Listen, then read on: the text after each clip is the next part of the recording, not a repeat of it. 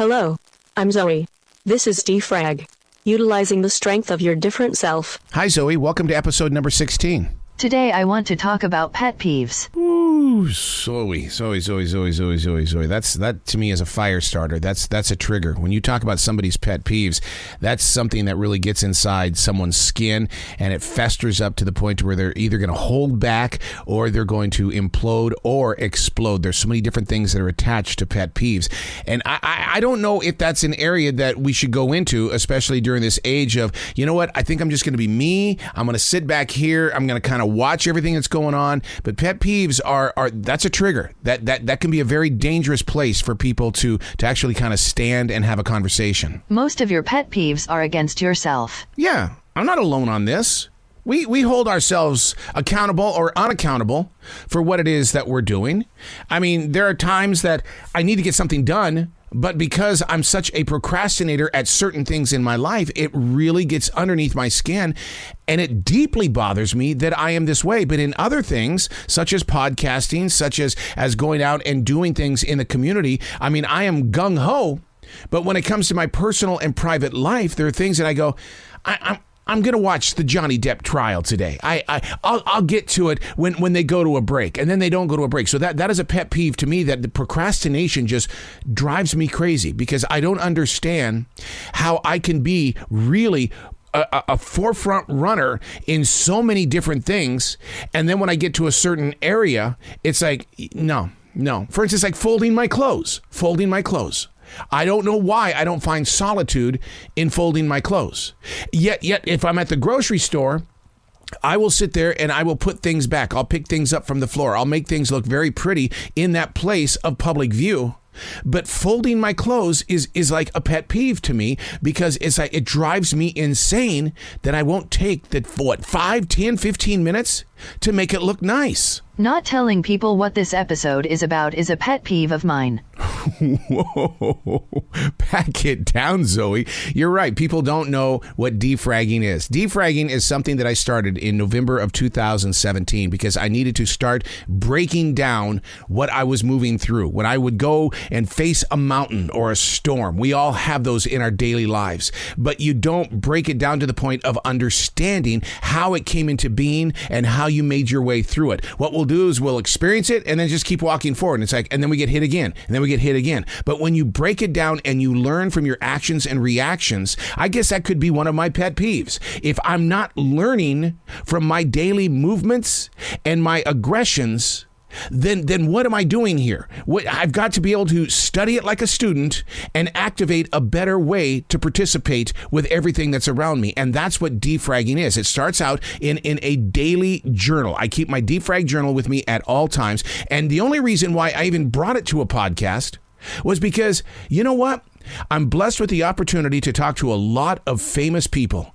And when we bring up the defrag journal in those conversations, they're like going, well, why am I not doing that? And that's when my heart said, well, dude, why aren't you telling people that this is an option for them to better understand their personal growth? Be truthful, dude. What is one of your pet peeves that drives you crazy? Dirty fingernails. Oh, my God. Someone who has dirty fingernails, or even if I get dirty fingernails, it just freaks me out because I don't know where your fingers have been. It's like people that tell me they haven't flossed, or I brushed my teeth 3 days ago. You what? No, we are not going there. And the thing about it is that I am not trying to be perfect by having clean fingernails and very well trimmed fingernails.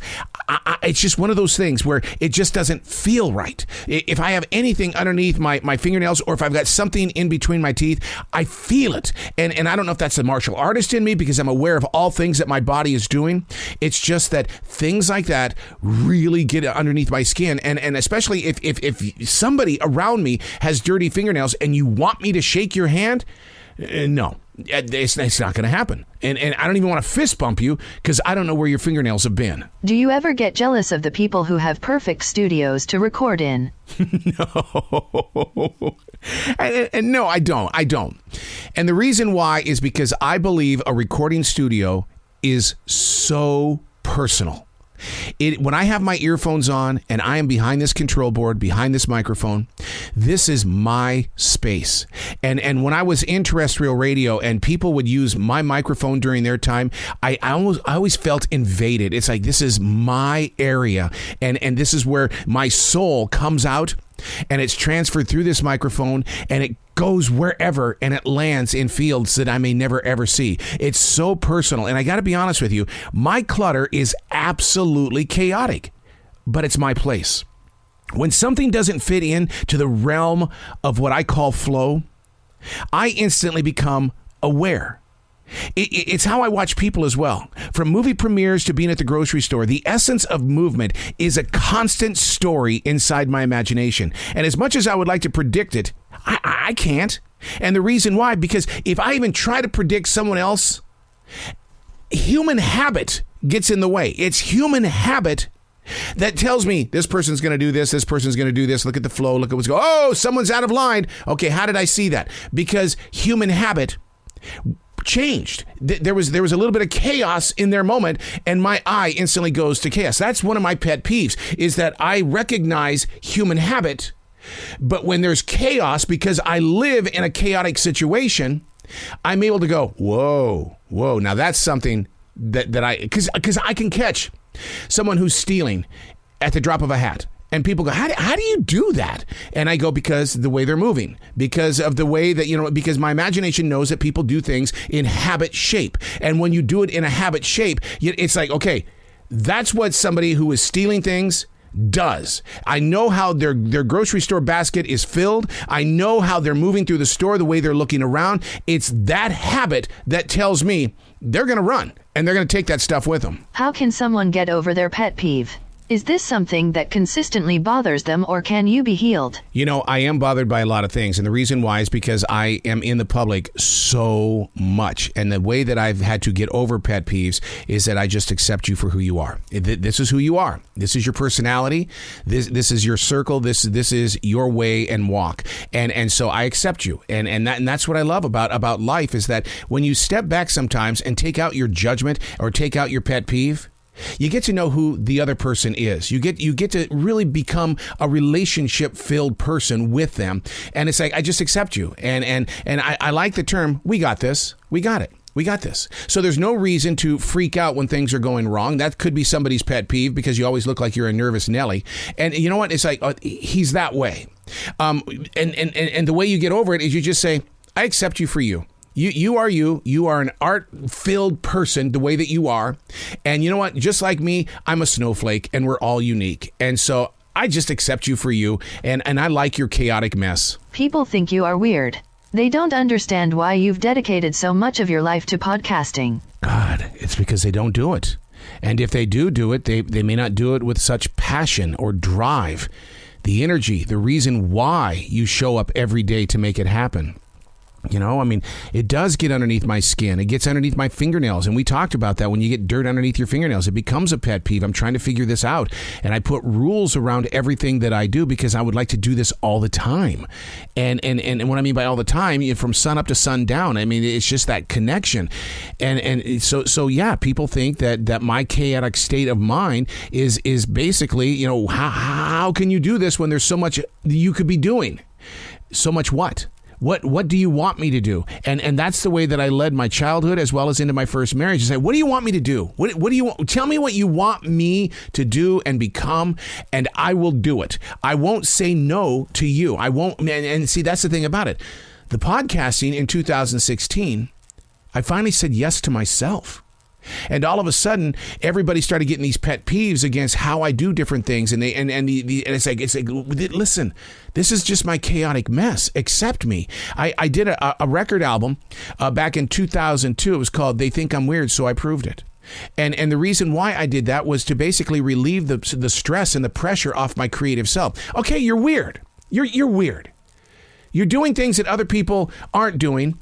And your program director in terrestrial radio thinks you're just I don't know. We're going to put him on at 7 to midnight, or we're going to put him in an area. He can do his thing, but he's not going to interrupt our flow in the creative process of getting listeners or some sort of money in here, because nobody's going to sponsor his show. He's free. He's a freak.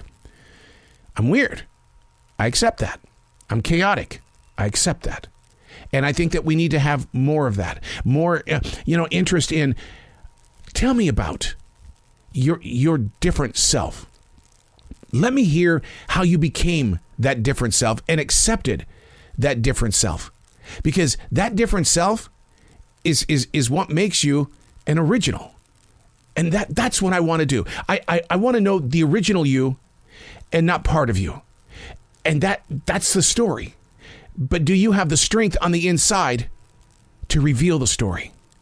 To be part of the process? To say, yeah, I got some pet peeves. I don't like long toenails. Oh, God. Oh, my God. That reminds me the other day. There was somebody, a coworker. I took note of their index finger, and it had the longest, this is a man, had the longest fingernail. And I literally was taken back. And I thought, stop it. No judgment. He likes long fingernails. And I'm going, oh, my God. You don't do it here. But I know for a fact when you are writing in your defrag journal, you get really upset with yourself. Yep, I do. I don't understand sometimes. And when I don't understand, the outside and the inside of my creative process, they don't like each other. And they want to take on each other. They want to prove that their side of the story is richer than the other side. And I don't mean rich as in fortune. I mean richer as in the experience and the things that you do in order to become stronger on the inside. My daily goal is to become a rock, to become solid. And when I can't live up to that state of mind, then I start to break it down. And that's what defragging is. And that's why I really do invite people to basically start asking themselves questions. You ask everybody else questions around you. My God in heaven.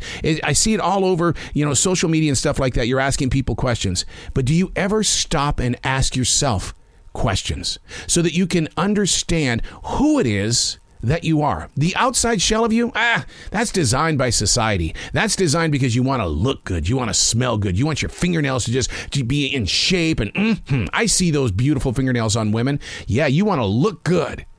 But what about the inside? Are you asking yourself questions? Even if you're from the religious world, and you go to church on Sundays, why aren't you asking questions on Wednesday as to why you didn't activate that message on a day that you needed that message the most?